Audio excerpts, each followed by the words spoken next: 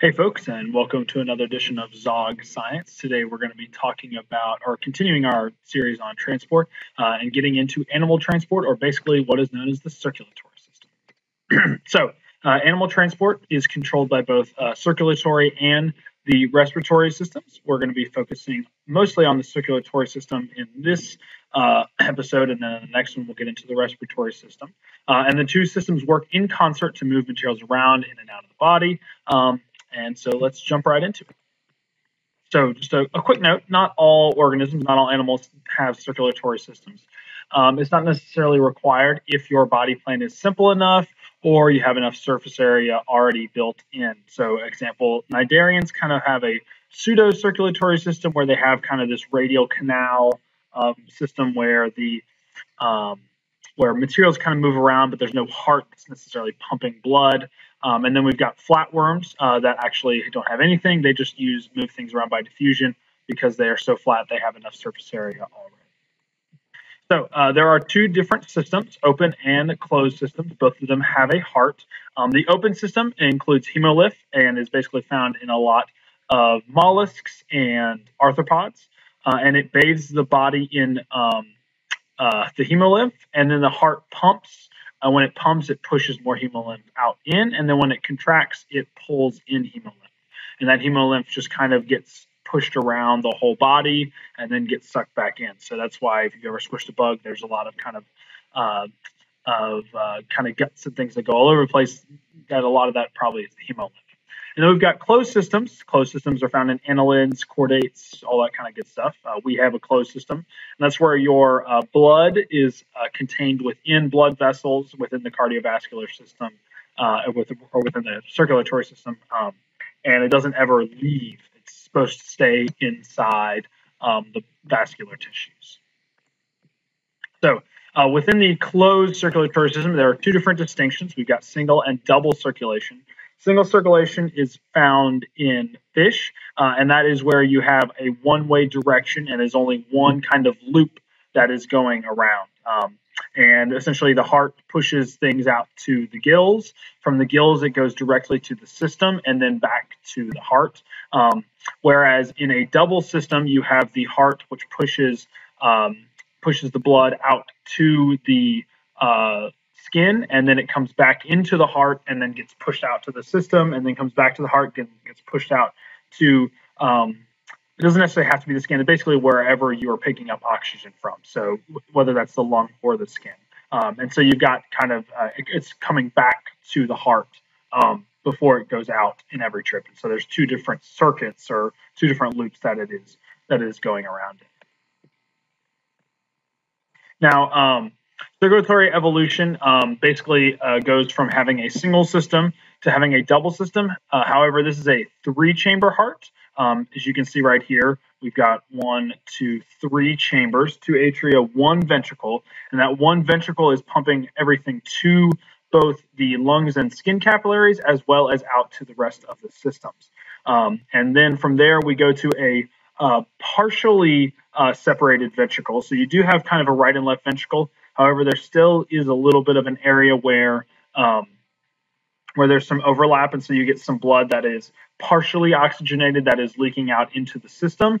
And then finally, mammals and birds, we have a full-on 4-chambered heart with a full septum in the middle separating the two ventricles. And the reason why this is important is that because we are much more efficient in our heart circulatory system, we are endotherms. We are allowed to, or it's not that we're allowed to be, it's that we are capable of being endotherms because we're able to conserve a lot of that energy. We're able to get more energy because we aren't mixing our blood between having some partially oxygenated blood.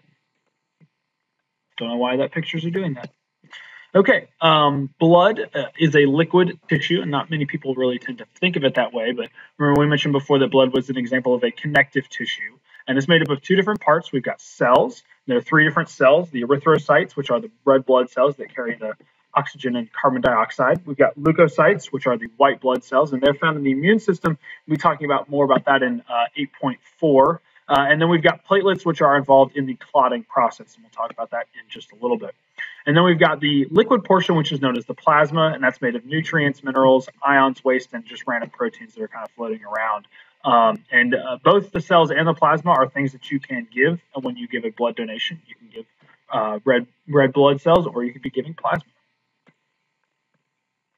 This is a blood smear. So all these kind of pinkish red ones, those are the erythrocytes. Those are the red blood cells. The kind of larger purpley ones, those are the leukocytes. And there are different types of leukocytes, different types of white blood cells. And the really big ones, those are the platelets involved in the clotting process. So all blood cells originate from stem cells found in your bone marrow. And those kind of differentiate into either the lymphoid, which becomes your lymphocytes, either the B cells or the T cells. And then you've got myeloid stem cells, which turn into your erythrocytes and some other types of cells that are not as important, but certainly do play a role. Stem cells are known as hematopoietic, which means that they make blood. Hemato means blood. Poietic means making. So the clotting process, let's talk about what happens when your blood clots. What happens is that you get some damage. So, for example, you get a cut, right? Then the platelets begin to mediate the conversion of prothrombin, which is a protein that is kind of circulating in your blood. That prothrombin turns into thrombin. The thrombin then starts a positive feedback loop that promotes more prothrombin. And the thrombin then takes fibrinogen and turns it into fibrin. During this time, the platelets have started to clog up the hole that was made, whatever damage that was. So the platelets are starting to clog things up. And then the fibrin comes in and forms the actual clot. So that's when you actually start to get the stab. That's the scab. That is a lot of the fibrin that is in there. It's kind of helping to hold the red blood cells as well. But the platelets are what actually kind of stop the bleeding immediately, or in a fairly quick time span. All right, human and mammalian circulatory system. We are going to be using this as our kind of guide where we're going to be going through our example. So we've got two different circuits. Remember, this is a double circulation animal. We've got the pulmonary circuit, which is blood to the lungs and back to the heart. So it starts at the heart, gets pumped out to the lungs, and comes back to the heart. O2 is picked up in the heart, oxygen is picked up in the lungs. CO2 is dropped off. And then the blood comes back to the heart. Then the heart pumps the blood back out to the body where O2 is dropped off, CO2 is picked up, and then it comes back to the heart, and the cycle continues. In general, whenever you're looking at diagrams like these, red is going to represent oxygenated blood, and blue is going to represent deoxygenated blood. Now, there is a myth out there that deoxygenated blood actually is blue. That is not true. It is actually red. The reason why your veins look blue is because of the fact that the way that the light is scattering through your skin and the outsides of the veins, it just happens to turn out to look blue. Is not because deoxygenated blood is actually blue. That is not true. All right, so heart anatomy or blood flow. So first of all, we're going to say that the blood enters the right atrium that is coming from the body. So it enters the right atrium. It is then pushed into the right ventricle. So we're here in the right atrium, and this is going to be flipped from what you're looking at because we're talking about like from the perspective of the heart. Okay, so this is what we're actually looking at is like we're looking at the front side of the heart. So this is the right atrium. It then gets pushed into the right ventricle. And then the right ventricle will send it to the pulmonary arteries, which are going to go to the lungs, right? Once it is in the lungs, it will get oxygenated, and then it will return back into the left atrium. The left atrium will then push it into the left ventricle, and then the left ventricle will push it back out into the body, and eventually it will return back into the right atrium. Now you'll notice that there are some valves. Those valves are going to prevent backflow, and we will see those valves in a couple different locations as well. So when we talk about the heart beating, there are kind of two different terms. We've got systole, which means that it's contracting, and diastole, which is when it is relaxing. So what happens is that both atria at the exact same time contract. They will then send the blood into the ventricles. The ventricles will the ventricles will be relaxed at this time. Then the ventricles will both contract And when they do so, they will be sending blood into the body and into the lungs. At this time, the atria will relax in order to fill up with blood. Then they will contract to send it back into the ventricles, so on and so forth. And this is all regulated by electrical impulses. There are a couple of nodes inside here that are going to be regulating when the contraction and when the relaxation takes place. And we can measure that using an electrocardiogram or an EKG. And what happens is that we start off with the SA node, and the SA node will send out a pulse that will cause both the atria to contract. The AV node will hold the pulse for just a minute before transmitting it down through the bundle branches into the heart apex, where it will then spread into the rest of the ventricles, causing the ventricles to contract. And you can see that here on the EKG. You've got the initial pulse, which is going to cause the atria to contract, and then you have the second larger pulse, which is going to cause the ventricles to contract. We can also use a sphygmomanometer, and the sphygmomanometer is going to be measuring blood pressure readings. The way it does that is that you basically inflate the sphygmomanometer so that way it shuts off the flow of blood through the artery. Once you start to hear the artery, that is when the systolic pressure, the contraction of the heart muscles is able to push the most, the contraction of the ventricles is pushing the blood, and it is able to finally break through the pressure. And then once you stop hearing any sounds, that is the diastolic pressure, and that is the pressure when the heart is completely relaxed.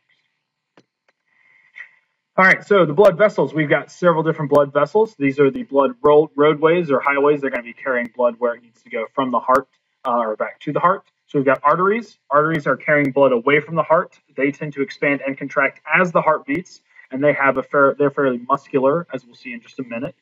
We've got capillaries, which are the diameter of a single red blood cell and allow for exchange of materials. These are very, very small, and they are scattered throughout the entire body. No cell is more than a few cells away from a capillary, so that way, through the process of diffusion, oxygen and CO2 and other nutrients can move around. And then we've got veins, which are going to carry blood back to the heart. Some are muscular, but not very muscular compared to arteries. However, they do contain one-way valves to prevent backflow, and all blood goes through the same movement in either circuit we're talking about. So if that's the pulmonary or the systemic circuit, it goes from the heart to an artery, to an arteriole, which is a little smaller, to the capillaries, and then from there it goes back into a venule, and then a vein, and then back to the heart. And that is how both circuits work. Here's kind of what a vein looks like in terms of its the valves that are going to be preventing the backflow. And these are going to be opening every time that the heart pumps, right? It pushes forward, and then when it's not pumping, they might fall back a little bit, but they're not going to move back past this closed valve. Again, we were mentioning the fact that arteries tend to have more smooth muscle than a vein, and you can see that in this picture right here. Notice how the artery is much thicker, and that is, again, because it is a much more muscular vessel than the veins. Here are your capillaries. Notice that they are just about the size of one red blood cell, so that way they can move through, and you can facilitate the process of diffusion. Now, there are much more surface area of capillaries than there are of either arteries or veins, which makes sense because they need to spread out in order to facilitate the process of diffusion. And so the area is much higher, which consequently means that the pressure in those places is much lower, and you actually are not going to really be feeling any of the diastolic or systolic pressure that is found because of the heart in the capillaries. It's very much decreased compared to what you would experience if you were in the arteries.